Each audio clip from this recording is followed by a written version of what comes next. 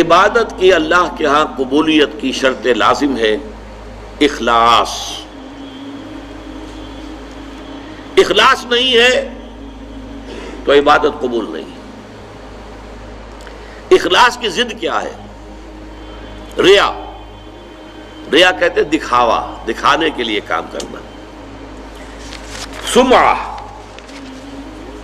سنانے کے لیے، لوگوں کو سنانے کے لیے کہ یہ کام میں نے کیا ہے تاکہ لوگ سن لیں، لوگوں کو معلوم ہو جائے کہ ہم یہ تو بہت ہی اللہ تعالیٰ کے جو ہے بڑے پہنچے ہوئے آدمی ہیں.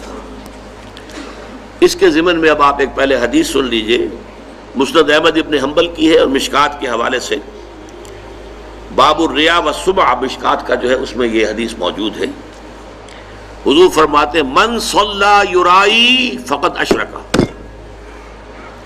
ومن صام یرائی فقد اشرک ومن تصدق یرائی فقد اشرک. جو نماز پڑھتا ہے دکھاوے کے لیے وہ شرک کر چکا. یہ کر چکا کا ترجمہ کیوں کر رہا ہوں؟ اس لیے کہ فعل مضارع ہو تو اس میں اندیشہ ہوتا ہے کہ کام ہو رہا ہے نہیں ہو رہا ہے، پورا ہوتا ہے نہیں ہوتا ہے. کر چکا، کوئی شک ہی نہیں، وہ اس شرک کا ارتکاب کر چکا. یہ جو انگریزی میں present perfect tense, I have done it, he has done it, یہ وہ ہے. قد اشرکا، وہ شرک کر چکا، شرک میں ملوث ہو چکا. جس نے دکھاوے کے لیے نماز پڑھی، جس نے دکھاوے کے لیے روزہ رکھا، اس نے شرک کیا، وہ شرک کر چکا. جس نے دکھاوے کے لیے صدقہ کیا، وہ شرک کر چکا. یہ ہے، نوٹ کیجئے، یہ جب تک کہ یہ اخلاص فی العبادت نہیں ہے، صرف اللہ کے لیے، کسی کو دکھانا نہ ہو. میں نے بالکل شروع میں آپ کو ایک حدیث سنائی تھی کہ حضور نے فرمایا اگر تم نماز پڑھ رہے ہو اور جب تم یہ محسوس کرو کہ کوئی تمہیں دیکھ رہا ہے تو سجدہ طویل کر دو، تو یہ شرک خفی ہے. آپ نماز پڑھ رہے تھے اپنے مگر، فرض کیجئے آپ کا سجدہ جو ہے 10 سیکنڈ کا تھا، لیکن آپ کو محسوس ہوا کوئی آپ کو دیکھ رہا ہے، someone is watching you. اب آپ نے جو ہے وہ سجدہ 15 سیکنڈ کا کر دیا. اس ایک سجدے کے 2 مسجود ہو گئے. 10 سیکنڈ کا سجدہ تو آپ نے اللہ کے لیے کیا، یہ باقی 5 سیکنڈ کا سجدہ کس کے لیے کیا؟ جس کو آپ دکھا رہے ہیں، وہ آپ کا مسجود ہے. یہ شرک خفی. اس لیے ابتدا میں جو میں نے کہا تھا کچھ شرک جلی ہوتے کچھ شرک خفی ہوتے. اس شرک کو کون دیکھے گا؟ یہ تو آپ خود ہی متنبہ ہو جائیں تو ہو جائے. اس کو کوئی اور تو نہ اس کے اوپر حکم لگا سکتا ہے، نہ کوئی فتویٰ لگا سکتا ہے.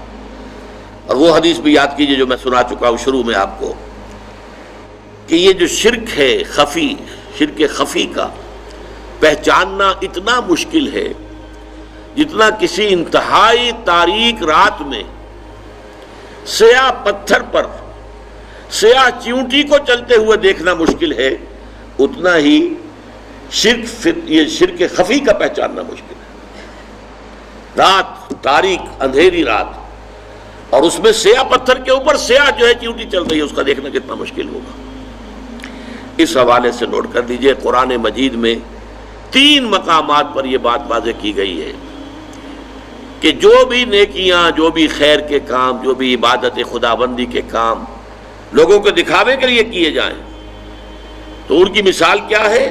سورہ ابراہیم میں فرمایا مثل الذین کفروا بربہم اعمالہم کرماد اشتدت بہ الریح فی یوم عاصف.